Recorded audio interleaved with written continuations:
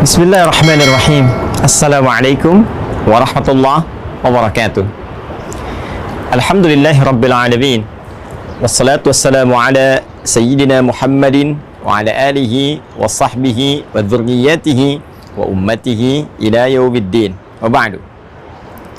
Saudara-saudariku, pernah tahukah Anda bahwa Nabi Zakaria alaihi salam pernah diuji oleh Allah Subhanahu wa taala dengan begitu lama belum mendapati keturunan? Pernah tahukah Anda bahwa istri Nabi Zakaria alaihi salam bahkan divonis secara medis dan tinjauan klinis bahwa beliau tidak akan mungkin mendapati keturunan selain sudah menopause pada saat itu? Pun demikian, secara medis beliau divonis mandul. Pernah tahukah Anda bahwa Allah Subhanahu wa taala kemudian menggugurkan perkiraan-perkiraan medis dan tinjauan klinis yang dimaksudkan dengan menganugerahi Nabi Zakaria alaihissalam seorang anak yang kelak diberi nama bahkan oleh Allah langsung dengan Yahya, dan menjadikan istri beliau yang menurut klinis tadi tidak mungkin mendapati keturunan, namun diberikan dengan izin Allah Subhanahu wa taala kemampuan untuk mengandung. Pernah tahukah Anda bahwa kisah Nabi Zakaria ini dibuka oleh Allah Subhanahu wa taala sebagai pelajaran bagi setiap insan beriman sampai di masa depan yang mengalami peristiwa serupa agar melakukan satu amalan yang dikerjakan oleh Nabi Zakaria alaihissalam. Edisi saat ini, pernah tahukah Anda pertanda akan menggali rahasia di balik kedalaman amalan Nabi Zakaria untuk mendapatkan keturunan sebagai anugerah dari Allah Subhanahu wa taala. Saudara-saudariku, Allah Subhanahu wa ta'ala mengawali firman-Nya untuk bisa memberikan anugerah terindah kepada Nabi Zakaria tadi dengan kalimat yang sangat luar biasa sebagai pelajaran untuk kita semua. Quran surah ke-19 ayat yang kedua. Dzikru rahmati rabbika abdahu Zakaria. Kata Allah di surah ini, surah Maryam, di pembuka ini, aku akan sampaikan, aku akan ingatkan. Ingat, zikir itu adalah segala hal yang mampu mengingatkan kita kepada Allah Subhanahu wa taala, yang mampu mendekatkan kita kepada Allah Subhanahu wa taala. Seakan Allah memberi pesan, dengan informasi yang aku sampaikan ini harus membuat kalian lebih dekat denganku, kata Allah. Harus membuat kalian lebih yakin denganku, harus membuat kalian lebih sadar bahwa segala hal tidak mungkin terjadi kecuali dengan kuasaku, kata Allah Subhanahu wa ta'ala.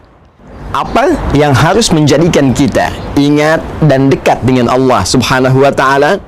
Rahmati Rabbik. Kata Allah, rahmat Rabbmu.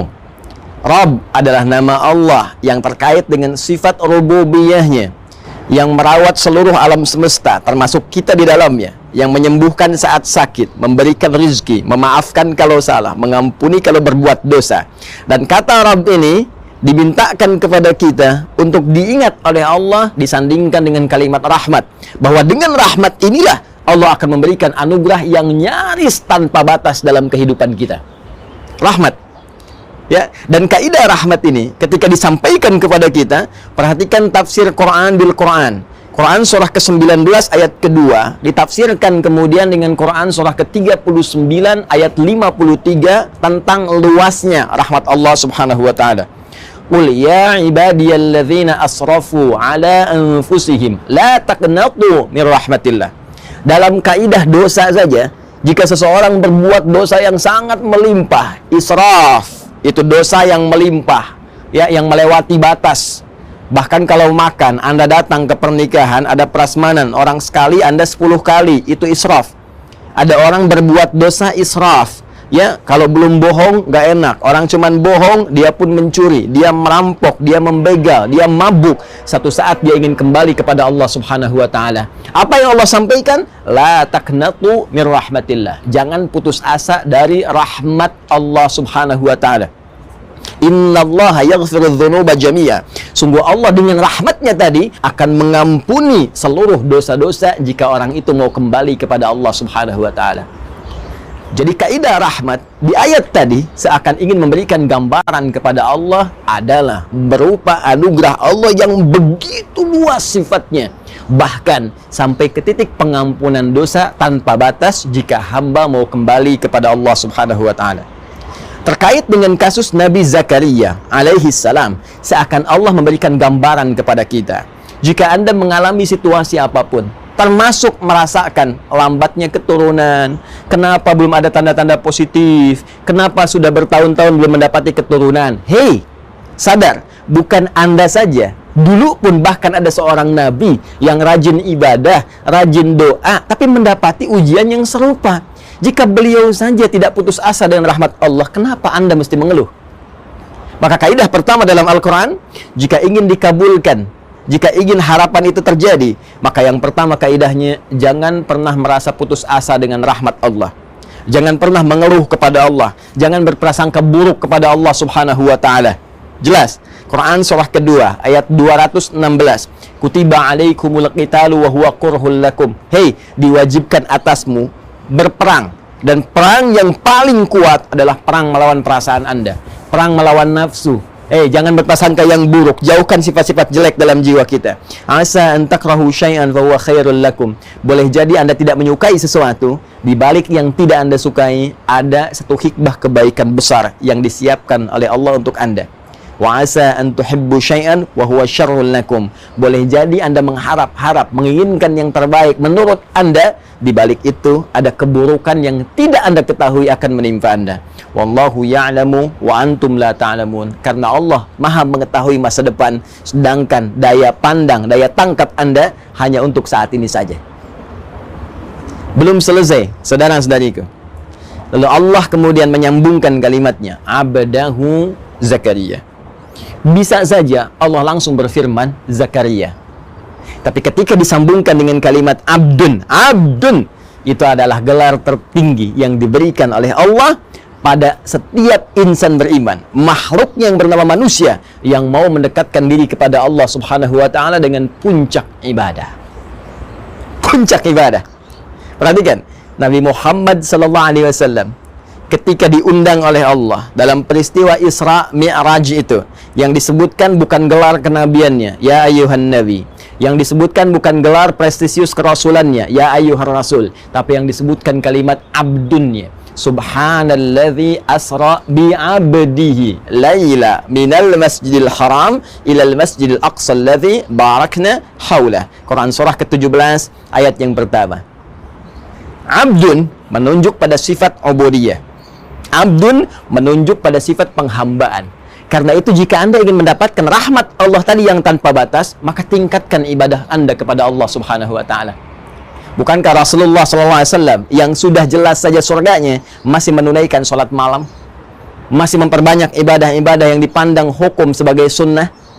Lalu bagaimana dengan ibadah Nabi Zakaria alaihi salam yang dengan itu beliau mendapatkan rahmat Allah Subhanahu wa taala yang merubah seluruh perkiraan-perkiraan medis tadi? Perhatikan kalimat Al-Qur'annya. Kemudian kita lanjutkan ke ayat yang ketiga. إِذْ نَادَى رَبَّهُ نِدَاءً خَفِيًّا. Kata Allah, perhatikan, ingat-ingat, dalami, pahami, ketika beliau tidak pernah putus asa bermohon kepada Allah dengan cara yang sangat lembut, cara yang sangat khusyuk. Maka amalan pertama yang disarankan oleh Al-Quran, langsung dibimbing oleh Allah Subhanahu wa ta'ala yang memiliki segala kuasa. Kata Allah, jika Anda menginginkan rahmatku yang tanpa batas tadi, maka pertama, jangan pernah putus asa. Kedua, tingkatkan sifat penghambaan. Ketiga, awali dengan doa yang khusyuk kepada Allah.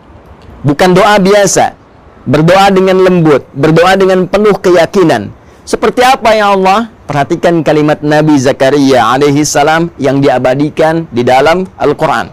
Qala Rabbi inni wahanal azmu minni washta'ala ar-ra'su syaiba walam akum bidu'aika Rabbi syaqiyya. Allahu Akbar. Khusyuk, lembut, halus, dalam. Ya Allah, Rabb yang berjanji merawat saya, menyembuhkan kalau sakit, memaafkan kalau salah, mengampuni kalau berdosa, yang berjanji memberikan segala kebutuhan jika itu memang saya butuhkan untuk maslahat dunia dan akhirat saya. Inni wahanal azmu minni washta'al ra'su syaiba. Sungguh sekarang ya Allah, keadaanku fisik telah lemah, ya, rambut telah memutih, fisik telah letih. Walam akum bidu'aika Rabbi syaqiyya. Namun sampai keadaan ini pun aku tak pernah putus asa dalam berdoa. Allahu Akbar. Anda kebayang nggak keindahan kalimatnya, sastranya? Ya, saya ilustrasikan begini. Ada sosok yang sejak berumah tangga dalam keadaan fisik yang masih muda, rambut masih mengilat, itu belum dapat keturunan, sampai sepuh tapi nggak pernah putus doanya. Saya kasih ilustrasi ya. Dan Allah laisa kamitslihi syai', jauh dari apa yang kita gambarkan. Perhatikan baik-baik, saya berikan gambaran. Kalau ada seorang meminta bantuan kepada Anda di depan rumah Anda, dia hanya meminta dalam 1 menit saja, maaf Pak, tolong Pak, tolong Pak. Kita ingin mendapatkan rahmat Allah tadi yang tanpa batas, maka tingkatkan ibadah Anda kepada Allah Subhanahu wa Ta'ala. Bukankah Rasulullah SAW yang sudah jelas saja surganya masih menunaikan sholat malam, masih memperbanyak ibadah-ibadah yang dipandang hukum sebagai sunnah? Lalu bagaimana dengan ibadah Nabi Zakaria alaihi salam yang dengan itu beliau mendapatkan rahmat Allah Subhanahu wa Ta'ala yang merubah seluruh perkiraan-perkiraan medis tadi? Apa Anda akan beri? Belum tentu. Sekarang dia berdiri di depan rumah Anda dari mulai ba'da subuh sampai esok subuh lagi. Maaf Pak, tolong Pak, kasih bantuan Pak, belum makan Pak. Apa Anda juga akan mengabaikannya? Demi Allah saya katakan, jiwa kita sebagai manusia pasti akan terpanggil untuk meresponnya. Jadi kalau manusia saja dengan segala keterbatasannya mau merespon, apalagi Allah yang sangat luas pemberiannya. Jadi cari doa yang dalam, cari doa dengan bahasa yang menyentuh, ya. Ya Allah, aku telah berusaha seperti apa yang telah Engkau perintahkan, maka mohon kabulkan seperti apa yang telah Engkau janjikan. Jika dengan semua ini belum mampu mengabulkan apa yang telah Engkau kuasakan, ya Allah, maka tunjukkan kepada hamba dengan cara apa lagi hamba mesti berikhtiar kepadamu. Dalam, kan? Dan belum selesai kalimat Al-Qur'annya. Wa inni khiftul mawaliya min wara'i. Dan aku khawatir ya Allah, kenapa aku begitu memohon? Aku khawatir kalau perjuanganku untuk ibadah selama ini tidak ada yang meneruskan ya Allah. Aku ingin ada keturunan yang tiap malam bisa melanjutkan tahajudku, yang Senin Kamis bisa berpuasa sunnah melanjutkan kebiasaanku, yang nanti di akhirat bisa membawa kebanggaan memakaikan mahkota ya Allah di kepalaku, yang nanti ketika aku masuk ke alam kubur ada yang memberikan cahaya dengan izinmu dengan amalan-amalan ibadahnya ya Rabbal Alamin. Aku mohon ya Rabb. Wa kanat imraati aqira. Ya Allah, sedangkan mereka semua mengatakan mustahil aku punya keturunan karena istriku divonis secara medis monofos dan mandul. Fahabli min ladunka waliya. Maka aku mohon ya Allah, ketika mereka seluruh hamba mengatakan mustahil, maka anugerahkan darimu saja yang tidak punya batas kemustahilan. Indah doanya, teman-teman sekalian. Di sini Allah ingin mengajarkan kepada kita bahwa yang pertama, selain kita mencari redaksi doa yang indah, yang lembut, yang menampilkan sifat-sifat rasionalitas kebutuhan kita, pun demikian Allah mengajarkan kepada kita bahwa jika menghadapi situasi di mana setiap hamba berkata ini tidak mungkin terjadi, ini mustahil bisa hadir, ini rasanya tidak akan pernah bisa terjadi, maka pada saat itu Allah ajarkan pada kita, tinggalkan seluruh pendapat manusia, kembali kepada Rabbul Alamin, kepada Sang Pencipta kita, karena pada saat itu Allah ingin memberikan anugerah yang melampaui batas-batas kemanusiaan. Saking pentingnya anugerah ini, Allah ingin berikan sendiri tanpa campur tangan manusia. Awas, pelajari kaidah ini. Ingat, dan ini berlaku dalam situasi apapun. Dalam pekerjaan, dalam penyakit, dalam konteks rizki, dalam konteks kehidupan yang kita lalui. Jika ada manusia mengatakan kepada Anda, ini mustahil, ini nggak bisa, ini nggak mungkin, itu tanda langsung dari Allah. Tinggalkan pendapat manusia, segera beralih bermohon kepada Allah, karena Allah akan langsung memberikan anugerah kepada Anda tanpa perantara manusia. Sekarang, bagaimana caranya beralih kepada Allah, meminta seperti Nabi Zakaria tadi? Amalannya bagaimana? Kapan saat tepatnya berdoa tadi? Seperti apa keadaan kita meminta? Tidak tanggung-tanggung. Sempurna seluruh ajaran dari Al-Quran, memberikan sebuah keterangan, informasi, bimbingan, langsung juga dilengkapi dengan contoh. Buka Quran surah ketiga, Ali Imran, ayat 38 sampai dengan 39. Allah langsung menunjukkan kepada kita apa amalan yang dikerjakan. Yang saat mengerjakan amalan itu, hadirkan doa yang tadi Anda ingin mohonkan. Maka Nabi Zakaria alaihissalam menyampaikan permohonan tadi di tempat yang spesial, mihrab. Kemudian berdoa di situ dalam sholatnya. Perhatikan kalimat Al-Qur'annya. Hunalika da'a Zakaria rabbah. Di mihrab itulah Nabi Zakaria kemudian berdoa kepada Allah Rabbnya. Doa yang tadi, ya, dipersingkat kemudian dengan bahasa Al-Quran. Qala rabbi habli min ladunka dzurriyyatan thayyibah. Ya Allah, anugerahkan kepada hamba. Hamba mohon, ya Allah, hamba mohon keturunan dari sisimu saja, keturunan yang terbaik. Karena semua orang mengatakan mustahil hamba punya keturunan. Hamba yakin hanya Engkau yang mampu mengabulkan doa hamba. Kalau pada yang mampu mengabulkan saja, ya Allah, innaka sami'ud du'a, pada yang maha mendengar doa saja tidak mengabulkan, lantas kepada siapa lagi hamba mesti bermohon? Baik, perhatikan baik-baik. Apa yang terjadi? Belum sempat tuntas sholat dikerjakan, belum selesai sholatnya, masih berdiri dalam sholatnya, menyampaikan doa tadi, seketika langsung dijawab oleh Allah. Berdiri bahasa Arabnya qaimun, masih sholat, yusolli, ayat 39-nya. Fanadatul malaikatu wa huwa qaimun yusolli fil mihrab. Maka tertiba kemudian, baru selesai doa, belum selesai sholat, datanglah kemudian malaikat, sedangkan beliau masih berdiri dalam sholatnya, belum selesai sholatnya. Annallaha yubashshiruka bi Yahya. Allah kasih kabar gembira, istrimu akan mengandung, kamu akan punya anak, bahkan namanya langsung diberikan oleh Allah Yahya, artinya hidup. Yang mustahil menurut manusia akan terlahir dari rahim seorang perempuan yang sudah monofos dan mandul, bayi yang hidup, kata Allah, tidak ada yang mustahil bagiku, jadi dan hidup dia. Karena itu, pelajaran selanjutnya, buat mihrab, tempat terbatas yang membuat kita fokus untuk ibadah. Mihrab bukan hanya ada di masjid sebagai tempat imam.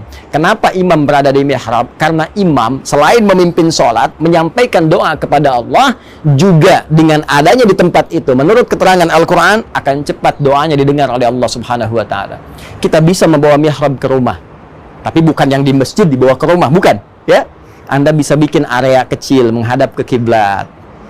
Jadikan sebagai mihrab, tempat khusus untuk ibadah saja. Hei, buka handphone, pasang status, keluar dari situ. Ngobrol-ngobrol, makan, minum, keluar dari situ. Hanya untuk ibadah saja.